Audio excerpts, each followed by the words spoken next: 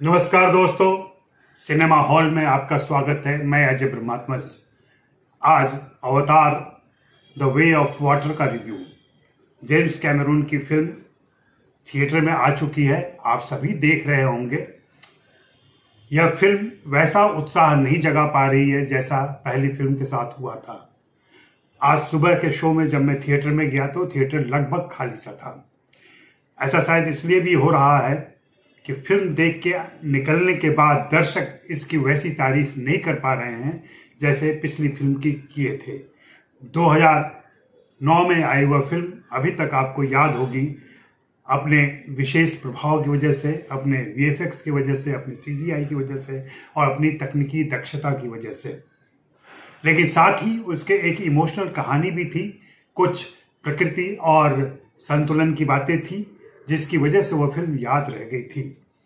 James Cameron 13 सालों के बाद फिर से फिल्म लेकर आए हैं और इस बार कहानी आगे बढ़ती है।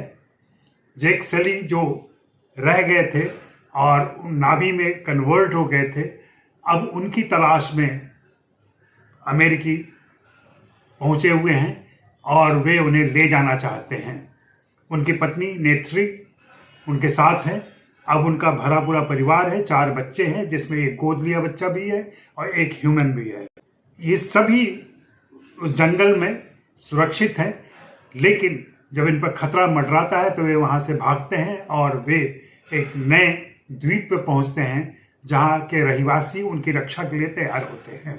अब यह फिल्म पूरी लड़ाई कह लें कि थलचर से जलचर बनने के बाद शुरू होती है। अब उन्हें समुद्र में रहना है, समुद्र में रहना सीखना है और इसकी वजह से थोड़ी दिक्कतें शुरू में आती हैं। फिल्म कुछ रोचक, कुछ हंसी मजाक, कुछ हल्के फुल्के प्रसंगों के साथ आगे बढ़ती है, लेकिन धीरे धीरे इंटरवल तक आते आते सघन हो जाता है मामला। दबाव इतना ज़्यादा बढ़ जाता है कि हम इंटरवल के बाद की स्थितियों के लिए तैयार हो जाते हैं जहां निश्चित रूप से एक बड़ा संघर्ष होना है। इस फिल्म के बारे में मैं कहूं तो तकनीकी दक्षता के मामले में जेम्स कैमरून की कोई सानी नहीं है। वह बिल्कुल अद्वितीय किस्म के रचना रचते हैं और उसे पर्दे पर ले आते हैं। त्रिआयामी प्रभाव सिर्फ दृश्यों में नहीं, एक्सप्रेशन में भी दिखाई पड़ता है। वह सब कुछ है फिल्म के अंदर और कहीं ना कहीं वो प्रभावित भी करता रहता है। लेकिन फिल्म देख के जब आप निकलते हैं तो आपके पास कहने और बताने के लिए कुछ रह नहीं जाता है। क्यों? क्योंकि फिल्म आपको कुछ दे नहीं पाती है ठोस तरीके से। हाँ, एक संवाद याद रहता है कि मैं पिता हूं और पिता का काम है परिवार की रक्षा करना, लेकिन इस फिल्म के अंदर ही दिखाई पड़ता है कि माँ की भी उतनी ही बड़ी भूमिका है परिवार की रक्षा करने में। तो यह द्वंद्व भी है सामने। इसके अलावा फिल्म के कथानक में, फिल्म की पटकथा में, फिल्म के संवादों में बहुत कमजोरी है, जिसकी वजह से यह फिल्म यादगार नहीं बन पाती है। जो समस्याएं हैं, आकाश यानी कि पृथ्वी, यहाँ आकाश पृथ्वी है और जो ग्रह है जहाँ ये लोग पहुंचे हैं, जहाँ पहुंचना चाहते हैं, वह नावी है और वह दूर है, जिसको चांद कह सकते हैं आप। इनके संघर्ष के, ग्रहों के भी संघर्ष की यह कहानी है और उस संघर्ष में कौन सर्वाइव करेगा, कैसे करेगा।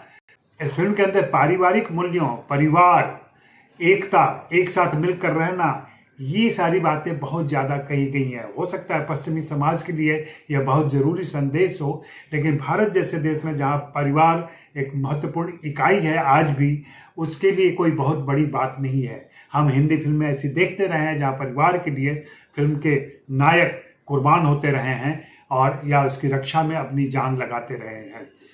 तो भाव के हिसाब से यह फिल्म कोई नई बात नहीं कहती है हमारे लिए, हम हिंदी के दर्शकों के लिए, हम भारतीय दर्शकों के लिए। फिर से वही बात दोहराऊंगा कि तकनीकी दक्षता जरूर इसकी अप्रतिम है और सराहनीय है, जिसकी वजह से मैंने इसके पहले वीडियो में तारीफ की थी कि आप जाकर यह फिल्म देखें, जरूर देखें।